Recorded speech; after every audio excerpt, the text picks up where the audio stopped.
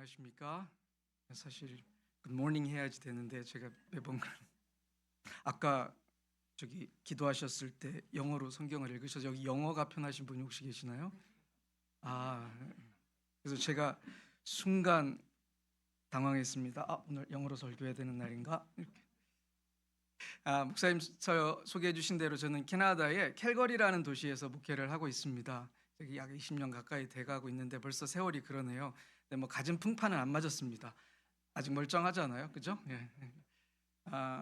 그곳에서 반 정도는 한인교회에서 목회를 했어요. 한인 성도님들과 이민교회에서 목회를 했고, 지금은 지난 10년은 그냥 캐네디언 교회에서 캐네디언 성도들을 섬기고 있습니다. 영어를 못해도 그렇죠? 하나님이 도우시면 할 수 있더라고요. 그래서 은혜로 사역을 하고 있습니다. 사실은 제가 이 공동체랑은 큰 경험이 없잖아요. 여러분들 저 처음 뵙잖아요, 그죠? 예, 그러니까 우리가 사전에 제가 안 것도 아니고 제가 목사님을 뵀던 것도 아니고 사실 모르는데 유일한 한 가지 끈이 있다면 우리 김수경 집사님이 저를 안다는 이유 하나만으로 믿음이 좋으세요. 어떻게 저렇게 말씀을 전할 수 있는 기회를 주셨는지. 그래서 그 이유로 섰는데 사실은 목사가 설교를 할 때 가장 부담되는 것 중에 하나가 그겁니다. 이게 청중 분석이 안 돼요.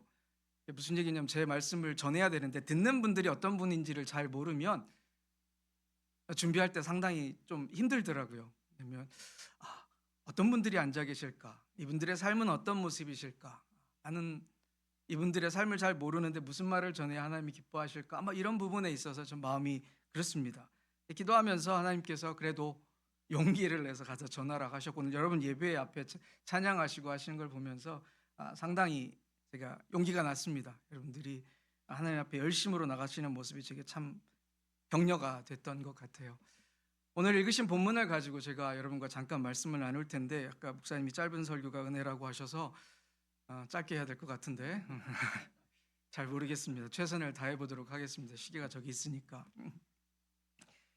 여러분, 제가 제 부모님의 아들이 된 지가 약 한 52년 하고 한 2개월 되었습니다. 제가 저희 자녀들의 아버지가 된 지는 한 24년 하고 11개월이 됐습니다. 저처럼 이 두 가지 신분을 다 가지고 계신, 그리고 경험해 보신 분들은 잘 아실 텐데, 여러분 그렇지 않습니까? 부모가 돼야지만 비로소 이해되어지는 것들이 있습니다. 안 그렇습니까? 그렇죠. 여러분 준비가 됐든지 안 되든지 간에 우리가 부모라는 위치에 있게 되면 거의 강제적으로 이해해야만 하는 상황들이 끊임없이 여러분 발생합니다. 여러분 저는 그렇게 생각했습니다. 제가 한 부모가 되고 한 10년쯤 지나면 저는 부모로서 굉장히 잘하는 전문가가 될 줄 알았습니다. 웬걸요, 여러분 시간이 지날수록 제가 느끼는 건 부모로서의 부족함이었어요. 시간이 지나면 경력이 더 많아지면서 더 잘할 것 같았는데 생각보다 그렇지 않더라고요. 오히려 제 부족한 것들이 많이 발견되더라고요. 그런데 아이러니하게도 제가 그런 제 모습을 발견할 때 무엇을 또 보게 되냐면 저의 부모님을 조금씩 더 이해하게 되더라고요. 그런 거 있죠. 여러분, 그래서 그때 내 어머니가 이런 말씀을 하셨던 거구나. 그래서 그때 내 아버지가 이런 행동을 하셨던 거구나. 여러분들이 일찍 깨달으셨나 봅니다. 저는 이제야 막 깨닫고 있는데 참. 그래서 많이 늦었지만 이제야 저는 저희 부모님에 대한 감사의 크기를 그래도 조금은 더 정확하게 측정을 하고 있지 않나라는 생각을 하게 됩니다. 여러분 이런 관점에서 복음서를 읽다가 보면 가끔은 예수님과 제자들의 관계가 마치 부모와 자식과의 관계가 같다라는 생각을 제가 합니다. 여러분 요한복음 13장에 가면 예수님께서 제자들의 발을 좀 씻겨주려고 하시죠. 그랬을 때 여러분 제자들의 반응이 뭐였는지 혹시 기억하세요? 베드로가 뻘떡 일어나서 안 된다라고 하잖아요. 예수님께서 그랬어요. 내가 하는 일을 네가 지금은 몰라도 후에는 알게 될 것이다. 예수님께서 마지막 십자가의 사역을 완수하기 위해서 예루살렘으로 들어가셨을 때 여러분 제자들은 아무것도 이해하지 못했습니다. 그들의 생각과 그들의 계획이 예루살렘에 들어간 지 하루 만에 무너졌을 때 그들은 두려웠습니다. 그들은 떨었습니다. 예수님께서 요한복음 14장에서 그들에게 이런 얘기를 하십니다. 그러나 보혜사 곧 아버지께서 내 이름으로 보내실 성령께서 너희에게 모든 것을 가르쳐 주시고 또 내가 너희에게 말한 모든 것을 생각나게 해 주실 것이라고. 곰곰이 생각해 보면 그 당시에 제자들이 이 얘기를 들었을 때는 별로 큰 위로가 안 됐을 거예요. 잘 모르죠. 하긴 그게 2000년 전에 있었던 일인데 우리가 어떻게 알겠습니까? 근데 어쨌든 그들의 두려움 앞에 하신 예수님의 말씀은 사실 그들에게 큰 위로가 안 됐을 거예요. 왜냐하면 그들이 원하는 것과 너무 다른 결의 이야기였기 때문에. 그러나 여전히 예수님은 그들에게 말씀하셨습니다. 예수님께서는 제자들이 자신이 가르쳐준 가르침을 충분히 이해하고 있지 못하다라는 사실을 알고 계셨습니다. 오히려 제자들은요, 예수님의 가르침을 자기의 입맛대로 재단해서 또 바꾸어서 이해하려고 했습니다. 그래서 그런 얘기 하잖아요. 어머니까지 보내서 예수님, 당신이 저 영광의 자리에 앉게 되시면 내 아들 하나는 오른쪽에, 내 아들 하나는 왼쪽에 좀 앉게 해주십시오. 뭐 이런 부탁도 하잖아요. 그때 예수님 뭐라고 하셨냐면 너는 지금 네가 요구하고 있는 것이 무엇인지 전혀 이해하지 못하고 있다라고 이야기를 하십니다. 결국은 예수님과 함께하였던 그 시간 동안 제자들은 예수님을 잘 이해하지 못했어요. 오늘 우리가 읽은 본문도 사실은 이런 맥락과 크게 저는 다르지 않다고 생각을 합니다. 여러분, 오늘 우리가 읽은 본문은요, 최소한 1년에 한 번 정도는 읽습니다. 언제요? 한 3번 읽으셔서 잘 모르겠죠. 그 중에 한 번을 성화해야 되니까. 그죠? 1년에 한 번 정도는 읽어요. 고난주간 되면, 그죠? 고난주간 되면 예수님이 겟세마네 동산에서 기도하신 거 우리 읽잖아요. 그리고 예수님이 얼마나 고통스러우셨을까 하면서 또 눈물을 흘리며 기도하잖아요. 예, 그게 맞습니다. 되게 중요한 사건이거든요. 오늘 읽은 우리가 본문의 사건은. 이 사건이요, 왜 중요하냐면 예수님께서 십자가의 사역을 통해 우리를 구원하기 위한 하나님의 계획을 완전하게 이해하시고 순종하시는 모습을 보여주고 계시기 때문에 우리에게 너무나 중요합니다. 예수님이 고뇌하시기도 하고 예수님께서 기도하시는 가장 당신에게 암울한 시기에 행하셨던 모습들을 우리에게 아주 정직하게 보여주고 계시기 때문입니다. 그래서 우리가 보통 어떤 그림, 여러분 겟세마네 동산에서 예수라는 어떤 그림 기억하십니까? 예수님께서 바위 위에 두 손을 딱 올려놓고 하늘을 바라보며 기도하시고 약간의 후광이 예수님 얼굴 쪽으로 이렇게 있고 한 그런 사진 거기 기억하세요? 제가 어렸을 때는 이렇게 집집마다 하나씩은 다 있었던 것 같은 느낌? 저희 집만 있었습니다. 여러분 없으셨던 것 같고, 예, 그랬던 것 같아요. 맞습니다. 그 사건의 주인공은 예수님이 맞습니다. 근데 저는 오늘 조금만 우리의 시선을 좀 넓혀봤으면 좋겠어요. 예수님이 기도하시는 그 모습에서 여러분 우리가 만약에 줌아웃을 한다고 치면 조금 더 많은 화면이 장면들이 그 화면 안에 들어오지 않겠습니까? 그 예수님이 기도하시는 모습 주변으로 누가 있었냐면 제자들이 거기에 함께하고 있었습니다. 그렇죠? 우리가 아는 것처럼 예수님께서 하신 말씀이나 행동들은요, 의미 없이 되어진 것이 하나도 없습니다. 믿으십니까? 아마도 그럴걸요?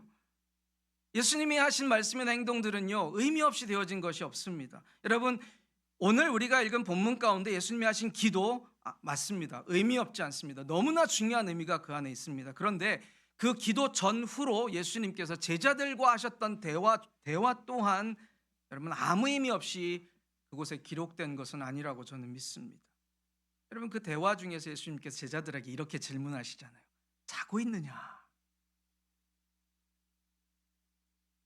왠진 잘 모르지만 저는 그 자고 있느냐라는 그 짧은 질문 앞에서 머물게 되더라고요. 그리고 많은 생각을 하게 되었습니다. 그리고 그 생각을 하는 중에 몇 가지 질문들이 제 마음속에 막 떠오르더라고요. 저는 오늘 여러분들과 그 질문 몇 가지를 좀 나누면서 하나님께서 그 질문을 통해서 우리에게 말씀하시고자 하시는 것이 무엇인지 한번 좀 나누어 봤으면 좋겠습니다. 첫 번째로 제 마음에 떠오른 질문은 이것이었습니다. 왜 예수님께서는 겟세마네로 가셨습니까? 하는 질문. 너무 당연하고 바보 같은 질문이라 여러분이 좀 당황스러우시겠지만 왜 예수님은 겟세마네로 가셨을까요? 제가 질문했습니다. 대답하셔야죠.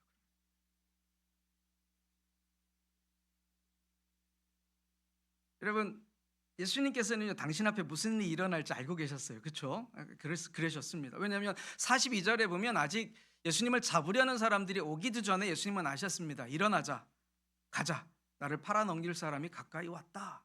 이미 일어날 일들이 무엇인지 알고 계셨습니다. 어디까지 하셨어요? 베드로가 3번 부인할 것까지 이미 예언하시고 다 아시잖아요. 그러니까 예수님은 당신의 삶 앞에, 이제 앞에 일어날 일들을 이미 알고 계셨습니다. 그리고 그 순간이 마지막 순간, 자유의 인으로서의 마지막 순간이라는 사실을 알고 계셨습니다. 이제 더 이상 편안한 잠자리도 없고 풍성한 식사도 없고 사랑하는 사람들과의 즐거운 교제도 없다는 사실을 알고 계셨습니다. 그렇다면 저 같았으면 이 마지막 순간은 그래도 조금 편안한 장소에서 가장 사랑하는 가족들과 나은 식사를 하며 아주 의미 있는 작별을 하고 싶지 않으셨을까요? 제가 상당히 가정적입니다. 그렇죠? 그런데 예수님께서는 자신이 누릴 수 있는 자유가 이제는 거의 끝나가고 있음을 인지하셨을 그 순간에 아주 불편한 장소에 가셨습니다. 우리가 아는 것처럼 예수님께서는 하나님 본체이십니다. 동시에 또 완전한 인간이셨습니다. 다시 말해서 예수님께서는 인간이 느낄 수 있는 모든 감정과 고통을 동일하게 경험하고 계셨습니다. 여러분, 신학자인 R.T. 프랜스라는 신학자가 이런 얘기를 했습니다. 이 사건에 대해서 뭐라고 얘기하냐면, 이 사건은 예수님께서 아버지의 뜻에 자신을 일치시키고 앞으로 있을 일에 대비하여 자신을 강하게 하시려고 애쓰시는 강렬한 기도의 순간이었습니다 라고 이야기를 합니다. 그렇죠. 결국 예수님께서는 메시아로서 이 구속의 언약을 성취하시기 위해 십자가에 죽으셔야 했습니다. 그리고 그 사건을 며칠 앞에 둔 예수님은 완벽한 인간이셨기 때문에 너무 큰 고통과 두려움을 지금 경험하고 계신 겁니다. 그래서 예수님은 그 순간 하나님 앞에 나아가 기도하는 것 외에는 다른 방법이 없다라는 사실을 알고 계셨습니다. 완전한 인간이셨던 예수님께서 기도하시는 그 순간은 십자가에 못 박힐 준비를, 하나님의 뜻에 순종하고 영적인 투쟁을 벌이는 아주 중요한 순간이었다는 것입니다. 그래서 우리의 질문의 답은 뭡니까? 예수님은 왜 겟세마네 동산에 가셨습니까? 기도하러 가셨죠. 그렇죠? 십자가를 준비하기 위해 기도하러 가셨습니다. 이제 저의 두 번째 질문입니다. 두 번째 질문은 이것이에요. 왜 예수님께서는 제자들을 그곳에 데리고 가셨는가? 여러분, 기도하시는 분들이죠. 아멘. 좀 세게 하셔도 되는데. 아멘. 감사합니다. 여러분, 저는 아무도 없는 성전에 홀로 앉아 기도하는 거 좋아합니다. 제가 캐나다에 있는 저희 본교회, 제가 혹시 제가 섬기는 교회 이름 말씀드렸나요? 안 말씀드렸나요? 물어보시지. 제가 섬기는 교회 이름은 보나비스타 베프티스트, 보나비스타 침례교회입니다. 네, 캘거리에 있는. 이름 되게 특이하죠. 무슨 남미 이름 같은데 그냥 그 지역 이름이 보나비스타 지역이에요. 그래서 교회 이름이 그거예요. 그렇죠? 근데 제가 보통 한 8시쯤 교회에 출근을 하면 가방을 제 오피스에 내려놓고 본당으로 이렇게 딱 갑니다. 그 시간에 아무도 없습니다. 깜깜하고 아무도 없고, 그럼 제가 제일 좋아하는 제 자리에 딱 앉습니다. 그러면 너무 좋습니다. 왜냐하면 마치 저 혼자 예수님을 막 독차지하고 있는 느낌입니다. 딱 앉아있는 순간 그냥 제가 그렇다는 거예요. 여러분 인정 안 하셔도. 여러분, 기도하기를 좋아하는 사람들을, 아니면 그냥 기도하기를 원하는 사람들, 특별히 아주 어려운 문제를 위해 기도해야 되는 상황이 생겼을 때 사실 저 같다면 저는 누구의 방해도 받고 싶지 않을 것 같아요. 그냥 오롯이 저 혼자 앉아 하나님과 기도하고 싶을 것 같습니다. 왜냐하면 그 상황은 나의 연약함이 온전히 드러나는 순간이니까. 그렇기 때문에 누구에게도 방해받지 않고 오롯이 나의 기도에만 집중하고 싶기 때문에 저는 아마 혼자 기도하고 싶었을 겁니다. 그런데 예수님께서는요, 바로 그 가장 어려운 순간에 제자들을 데리고 기도의 자리에 가셨습니다. 특별히 베드로와 야고보 그리고 요한은 예수님과 더 가까운 곳에 머물게 하셨습니다.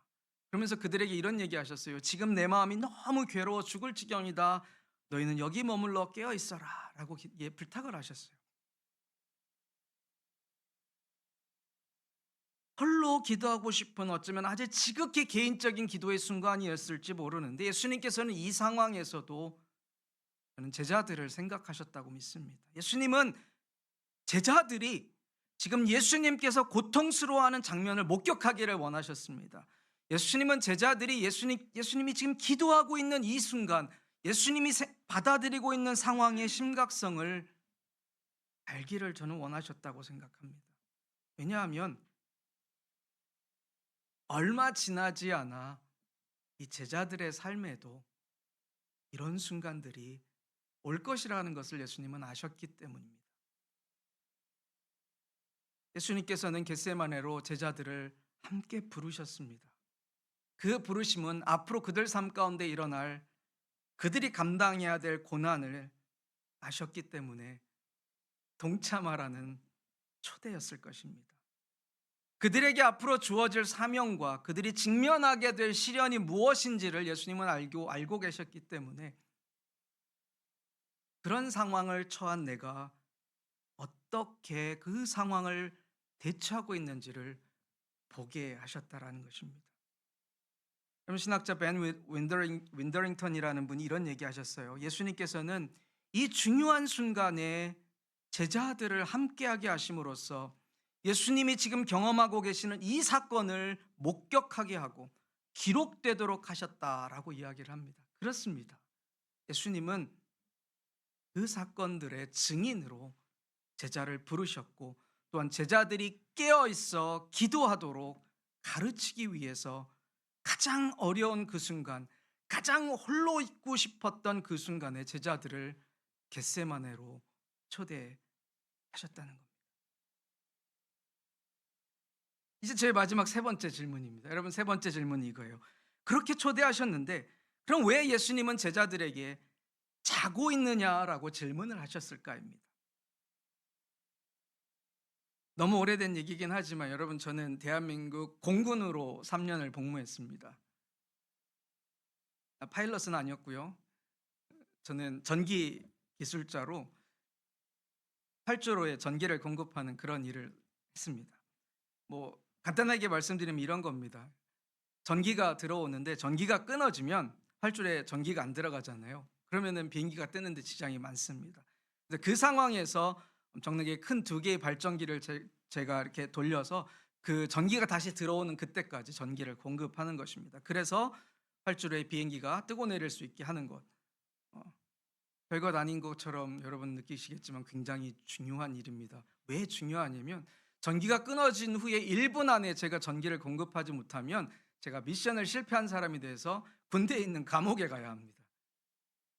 이쯤 되면 조금 이제 얼마나 중요한 일인지 생각나시. 1분 때문에 감옥을 가요. 제가 3년 동안 복무하는 동안에 2번 정전이 되었습니다. 제가 열심히 훈련되었기 때문에 1분 안에 발전기를 돌려서 전기를 공급해서 감옥에 가는 일은 없었습니다. 그런데 여러분, 그 3년의 시간 동안 제가 맡았던 임무를 생각해 보면 아마 저는 그때 이걸 배운 것 같아요.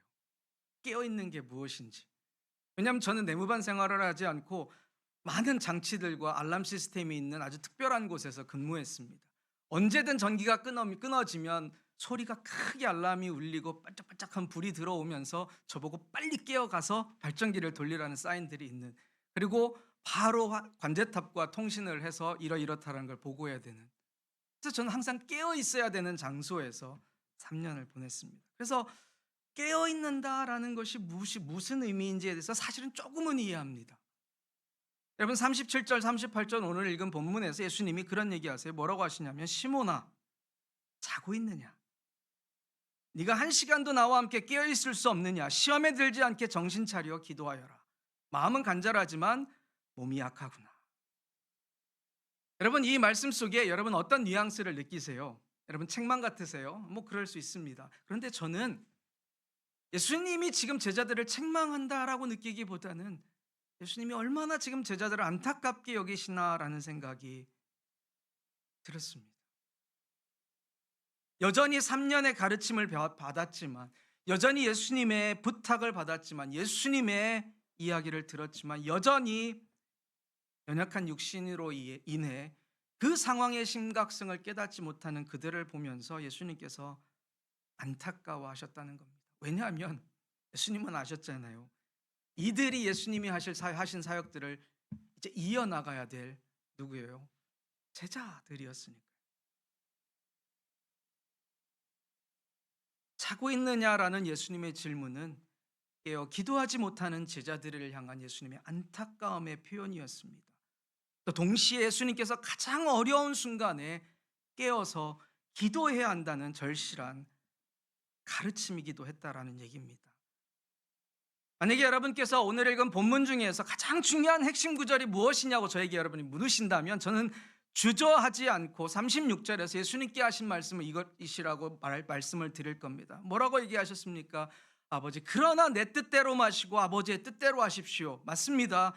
이것이 오늘 본문 가운데 가장 핵심적인 말씀이 맞습니다. 이 말씀은 하나님의 뜻 앞에 예수님이 완전히 항복하시는 순간이었습니다. 이 말씀은 하나님의 말씀 앞에 완전히 항복하여 참된 믿음이 무엇인지를 보여주는 순간이었습니다.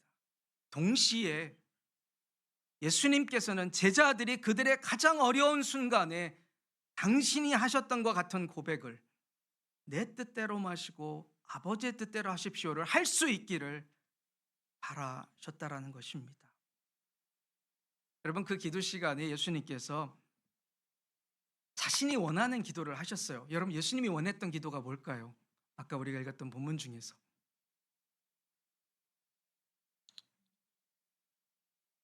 그거 앞에 거,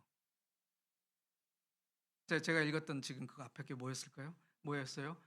할 수만 있으시면 이 잔을 나한테서 옮겨 주십시오. 여러분, 이건 예수님이 원하셨던 거예요. 예수님이 그 순간 원하셨던 기도는 바로 그것이었습니다. 왜냐하면 너무 고통스러우니까. 그런데 그것은 예수님께서 기도하신 궁극적인 목적은 아니었습니다. 바로 이어서 예수님은 하나님의 뜻이 이루어지기를 기도하셨잖아요. 여러분, 예수님이 제자들한테 그렇게 얘기했어요. 유혹에 빠지지 않게 깨어 있어라, 그리고 기도하라고 말씀하셨어요. 여러분, 예수님에게 있어서 그 당시에 그 순간의 유혹은 뭐였습니까? 내가 원하는 것을 하나님이 하시는 것이 유혹이었습니다. 그 당시 예수님이 원하셨던 것은 무엇입니까? 이 잔이 내게서 지나가는 것 아니었습니까? 다시 말하면, 하나님, 내가 원하는 것을 해주셔서 나에게 당신을 증명해 보이십시오라고 하는 것, 여러분, 그게 유혹입니다.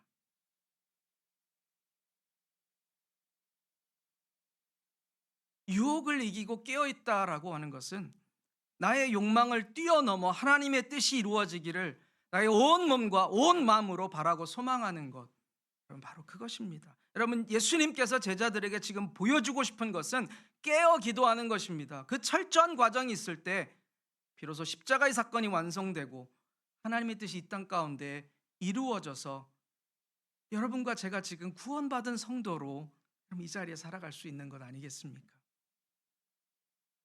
얼마 전에 작고하신 티모시 켈러 목사님이 그런 얘기 하셨어요. 기도는 하나님의 뜻에 자신을 맞추고 유혹을 극복하기 위해 그분의 힘을 끌어내는 방법입니다. 여러분, 그렇게 생각하세요? 여러분의 기도가 그런 기도이세요? 기도는 하나님의 뜻에 나의 자신을 맞추고, 그리고 아까 말씀드렸던 것처럼 내가 원하는 것을 하나님이 해주세요라는 유혹을 극복하기 위해 그분의 힘을 끌어내는 방법이라는 거죠. 여러분, 바로 이것입니다. 이것이 우리가 소위 말하는 믿음이라고 저는 생각합니다. 우리가 세상의 많은 유혹과 선택 앞에서 여전히 하나님의 뜻을 구하고 그 뜻에 우리의 삶을 정렬하려고 한다면, 그래서 궁극적으로 내 뜻이 아닌 하나님의 뜻이 내 삶 가운데 이루어지기를 원한다면, 여러분, 우리는 깨어 있어야 합니다. 그래야 유혹을 이길 수 있습니다. 그리고 기도해야 합니다. 그래야 하나님의 뜻을 구할 수 있기 때문입니다. 예수님의 말씀과 가르침을 잘 이해하지 못했던 제자들이 여러분 시간이 조금 지나서 이제 제자들을 가르치는 사도가 되었을 때, 여러분이 사도행전을 통해서 읽게 되는 그 시대가 되었을 때 비로소 그들은 여러분 예수님을 이해하기 시작합니다. 마치 제가 부모가 되어서 저의 부모님들을 조금씩 이해하였던 것처럼. 그럼 여기서 저는 여러분에게 질문하고 싶습니다. 여러분은 예수님의 제자이십니까?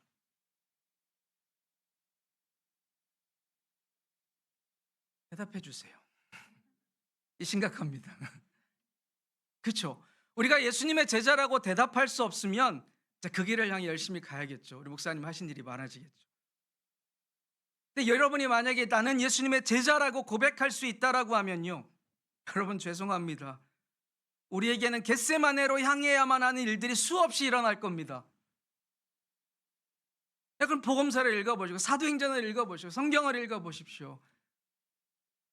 예수님을 이해하기 시작한 제자들의 삶은 끊임없이 겟세마네로 갈 수밖에 없는 삶이었다라는 사실을. 여러분, 우리가 겟세마네로 향해야 한다는 것은 우리가 예수님과 관계되어졌다라는 이야기입니다. 우리가 겟세마네로 향해야 한다는 것은, 그런데 그 일들이 결코 만만한 것들이 아니라는 것입니다. 여러분, 우리가 겟세마네로 향해야 한다는 것은 하나님의 임재하심과 우리 안에 있는 하나님의 임재하심과 전적인 도움이 필요하다는 것입니다. 여러분, 우리가 겟세마네로 향해야 한다는 것은 우리가 깨어 있어서 우리 안에 있는 유혹을 이겨내야 한다는 것입니다. 여러분, 우리가 겟세마네로 향해야 한다는 것은 내 뜻이 아니라 주님의 뜻이 내 삶 가운데 일어나기를 간절히 소망한다는 것입니다. 그렇기 때문에 우리가 겟세마네로 향하는 것은 때로는 고통스러울 수 있습니다. 그러나 영광스러운 일입니다. 왜냐하면 우리의 스승 되신, 우리의 구주 되시는 그분이 가신 길을 같이 가는 것이기 때문입니다. 짧은 목회의 경험을 하고 있지만 제가 목회를 하다가 깨닫는 것 한 가지가 있어요, 여러분. 그게 뭐냐면 하나님은 저보다 저를 더 신뢰하시는 것 같습니다. 이게 무슨 말입니까? 여러분 신뢰하십니까? 응? 그렇잖아요. 우리는 다이어트 하겠다고 3일을 못 가잖아요. 2주 전에 건강검진을 받았는데 살 빼라고 하시더라고요. 제 뺄 데가 어디 있다고 저보고 살 빼라고.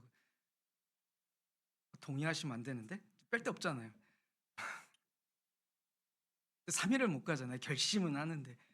여러분 생각해 보면 우리가 우리 잘 신뢰하지 못합니다. 알잖아요, 우리가 누군지 얼마나 연약한지. 근데 그렇게 연약한 나조차도 신뢰하지 못하는 나를 하나님이 아직도 쓰고 계시는, 그런 걸 생각할 때마다 어쩌면 하나님은 나보다 나를 더 신뢰하시는 것 같아요. 근데 생각해 보면 하나님은 나의 능력을 신뢰하고 계시는 것이 아닙니다. 제가 능력이 뭐가 있겠습니까? 하나님은 내가 여전히 주님의 제자로 살기 원해서 저만의 겟세마네에서 처절하게 투쟁하고 있는 아주 작은 그 믿음을 하나님이 신뢰하고 계신 것 같아요.